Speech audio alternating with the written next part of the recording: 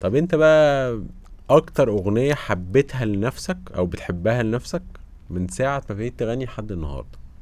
تحطني انت في حاجات. بص، بحكم يعني انه طبعا كل الاغاني اللي انا عملتها بجد يعني او اغلبيتها بحبها. بس اغنيه عاندنا ليه تحديدا هتكلم عنها، ان هي اغنيه كانت آه يعني عملت لي حاجات كبيره جدا جدا جدا جدا، ونجاحات جامده وارقام جامده على كل الاصعده. يعني كانت اغنيه وش خير ووش سعد، وفتحت لي كده حته جديده برضو. ف ممكن نقول عاندنا ليه يعني.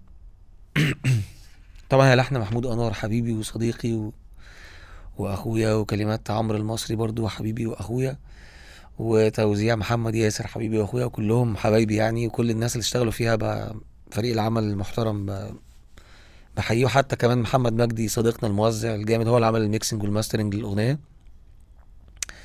آه اقول لك مم. عاندنا ليه، كسبنا ايه، ادينا مرجعناش، متعذبين ومكسورين، يا ريتنا ما بعدناش. كان قرار ساعة الشيطان، قدرنا ليه نروح، ليه عملنا زي غيرنا، كان مفيش عقل فينا فافترقنا ليه.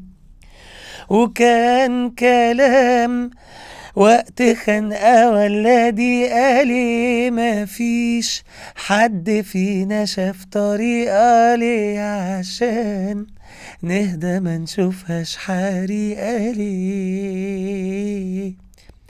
وتاني هنعيد وتاني يا حبيبي، مش كان بينا وعد خدنا صلح عتاب وما ننامش ليلة، وزعلنا أوام هننساه.